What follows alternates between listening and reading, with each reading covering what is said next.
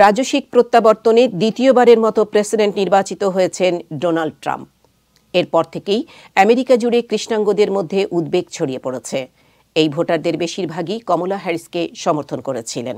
যদিও ট্রাম্প তার প্রচারণায় কৃষ্ণাঙ্গ পুরুষদের সমর্থন বাড়ানোর চেষ্টা করেছিলেন, এডিসন রিসার্চের এক্সিট পোলের তথ্যে দেখা গেছে ট্রাম্পের প্রাপ্ত ভোটের মধ্যে কৃষ্ণাঙ্গ ভোটারদের হার ছিল 2020 সালের মতোই।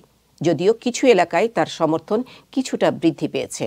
তবে অনেক কৃষ্ণাঙ্গ আমেরিকান উদ্বেগ প্রকাশ করে বলেছেন, ট্রাম্পের দ্বিতীয় মেয়াদে নাগরিক অধিকার কমে যেতে পারে, কারণ তিনি ফেডারেল বৈচিত্র্য ও অন্তর্ভুক্তি প্রোগ্রাম বন্ধ করার প্রতিশ্রুতি দিয়েছেন।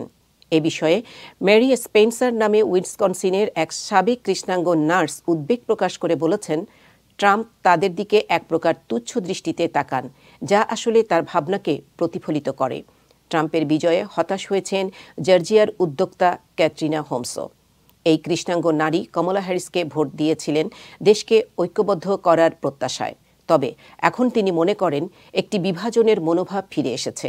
ট্রাম্পের বিজয়ে যদিও কৃষ্ণাঙ্গদের মাঝে হতাশা সৃষ্টি হয়েছে, তা সত্ত্বেও কিছু কৃষ্ণাঙ্গ সংগঠন এই ফলাফলের মাধ্যমে আরও কঠোরভাবে নাগরিক অধিকার আদায়ের লড়াই চালিয়ে যাওয়ার সংকল্প প্রকাশ করেছে।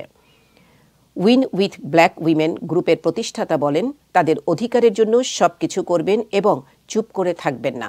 নির্বাচনী প্রচারণায় ট্রাম্প অবৈধ অভিবাসীরা মার্কিন কৃষ্ণাঙ্গদের চাকরি ছিনিয়ে নিচ্ছে বলে দাবি করেন, যা মূলত কৃষ্ণাঙ্গদের কাজকর্ম সম্পর্কে নেতিবাচক ধারণা সৃষ্টি করেছে।